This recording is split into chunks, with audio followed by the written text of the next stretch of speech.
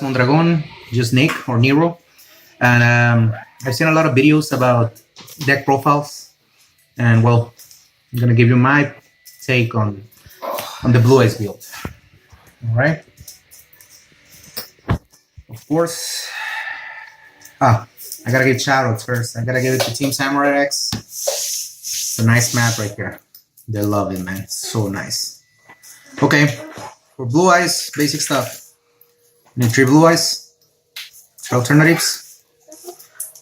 That's pretty standard. You need them because, of course, you need to show in order to activate this effect to special summon. It's a free special summon, so I mean you have to run 3. If you want to start making good plays, of course. Also for support, 1 Chaos Dragon Leviner. It's actually pretty good, but I wouldn't run it at 2. I will run it just at 1 because you don't want to sit in your hand. You want to be able to get that one with the Melody of the Awakening Dragon. And to complete, they have 1 Dragon Spirit of White. You can run it at 2, but I recommend just 1, like that way you can use his effect. If you know how to use his effect, you won't have any issues like with back rolls or anything. I mean, you just have to learn to control when to summon it. So yeah, let's make room. We need 3 White Stone of Ancients in order to get to banish it and get our Blue Eyes back from the graveyard. Also, the special summon from the deck at the end phase, so we definitely need that.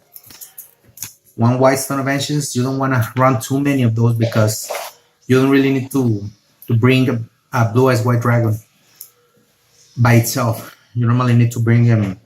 You need to bring this guy with an alternative. So that's why you want to use more. You only want to use 1. You don't want to be running that many. It's also going to be a death draw if you keep drawing into it. So also 3 Sages. Sage with Eyes of Blue. That effect is awesome, and it's a good target, so you can actually use Sage, and then you can use the combo with the card of Consonance. You bring one of these tuners to your hand, so if you run 3 cards of Consonance like I do, it brings pretty much, you have, 7 targets already. I mean, even I know this might not be a target, but you can bring any of these targets that you want to your hand, so it shouldn't be an issue. Okay, lastly, 2 Ash Blossoms. Self-explanatory, stops plays. You need it to stop plays, so yeah. Okay, let's go with the magic setup. I'm gonna start with the triple threat, Return of the Dragon Lords, Melody of the Awakening Dragon, and triple trading. Why you need 3? You need 3 because this one protects your dragon. Not only brings them back, but you can also protect them by banishing it. This one, of course, you need 3 because you want to see that Blue Eyes and the alternative in your hand as soon as possible. And this one, it helps you trade in for another card that you might need from the deck.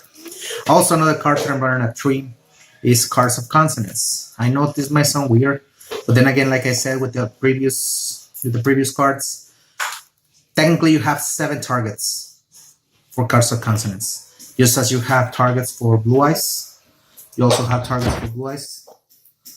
For the trading, you also have these targets. You can count Sage with Eyes of Blue as one of those targets because as long as you summon it, you can bring one of these tuners to your hand. So you won't have any issues. You won't have any issues playing that card at all. Okay. Let me set up the next. The next cards. One Soul Scribe, Monster Reborn, Soul Charge. Of course, you want Soul Charge because I mean, that's the game charge. That's the one you can end the games with, you know. So very powerful cards, but I recommend them at 1. Sibyl's Cry, it can be a dead draw in your hand if you draw too many. And the good thing is about this one is that it's a quick play, so you can defend yourself whenever the opponent tries to make a play and tries to banish it, or he can target it and destroys it, and before you destroy, you activate it. So you still manage to get this effect without having issues. 1 Foolish Burial. I don't run no Dragon Shrines. I'd rather use just 1 Foolish Burial because honestly, I do need to send dragons to the grave, but I don't really need to send them that much, you know, because I control my plays a little more. So I use just 1 Foolish Burial just to send whatever I need at that moment. If I need let's say if I need a Blue Eyes White Dragon, I just send my White Stone, my Stone of Legend, or I send my White Stone of Ancients, depending on what I need. And I just control your place kits. And the next, you want to run one Raigeki, one Dark Hole. Raigeki, well, self-explanatory. You don't want to run Burst Stream of Destruction, because if you run Burst Stream, your dragons can attack. So you don't want to run that. And Dark Hole, you can use it in combination with this card right here, the Return of the Dragon Lords. If you have one Return of the Dragon Lords in the field and then you summon and activate a Dark Hole, you can still banish one of the Return of the Dragon Lords, and your dragons are going to be safe. So it's just one. It protects multiple dragons in one effect. So that's why you want to run the Dark Hole.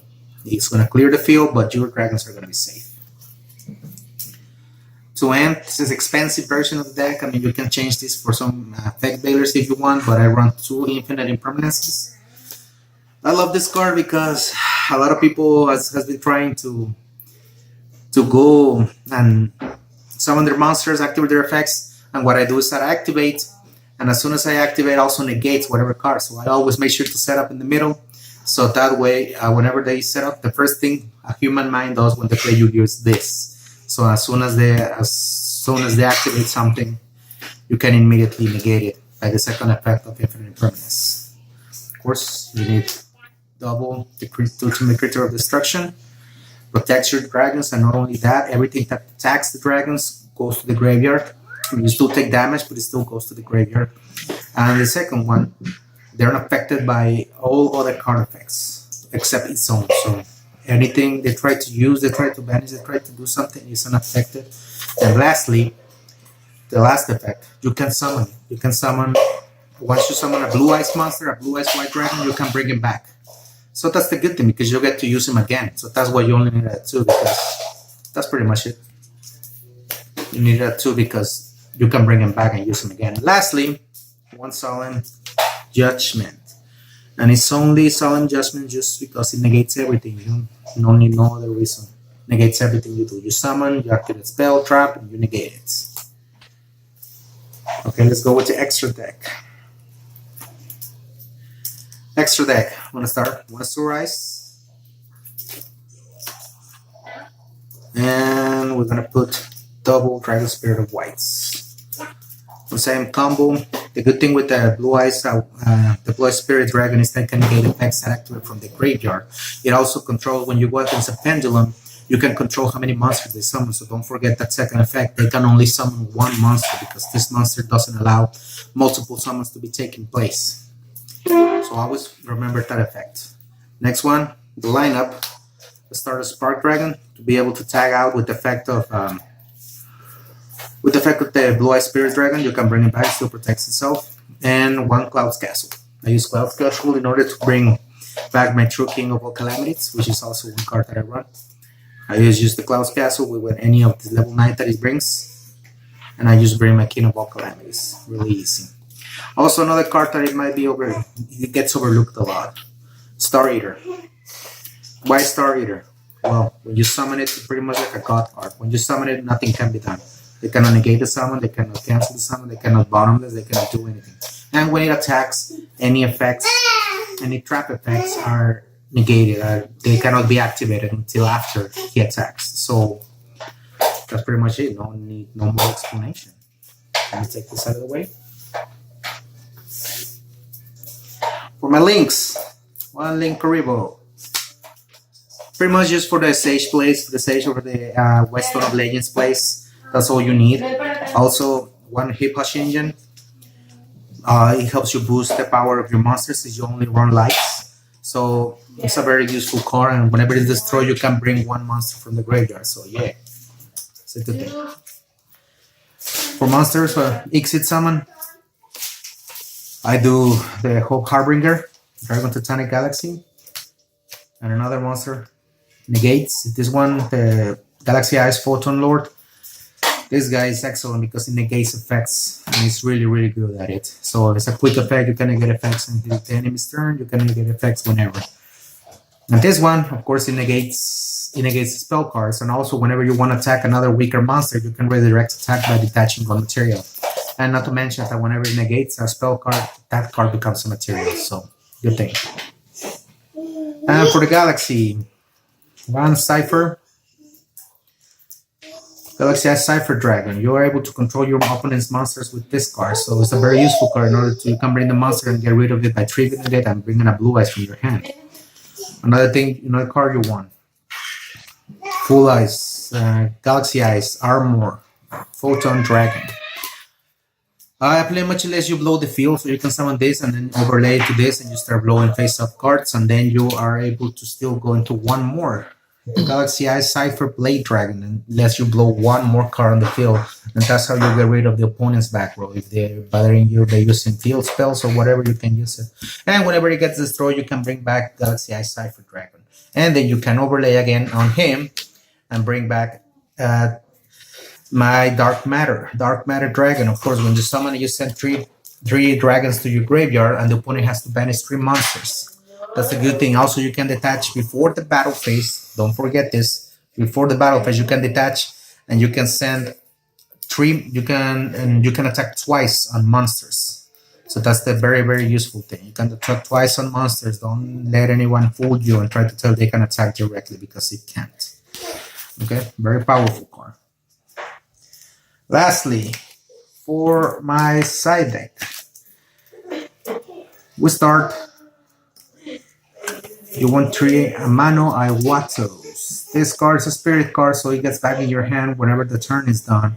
But while it's on the field, while you activate it, the opponent can't activate anything else. No effect monsters can be activated. It's a good thing. So whenever you need to do a lot of draw power, it's useful, but it can be also counterproductive, so you need to know how to use it, because it also negates your effects. You cannot activate any effects. Nobody can activate any effects. Another card that you want, a 3. Troll Unlocks. You run 3 Ashes. Well, you need to run.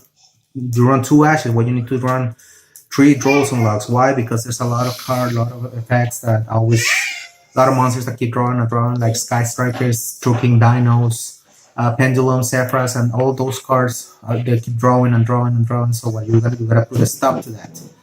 This is the only card that can right now. Ash Blossom can stop them just once, but this one blocks them for the rest of the turn, so they cannot add, and it gives you a chance to get together, regroup, and attack. Another card you want to run, a 3 is Anti-Spell Fragrance.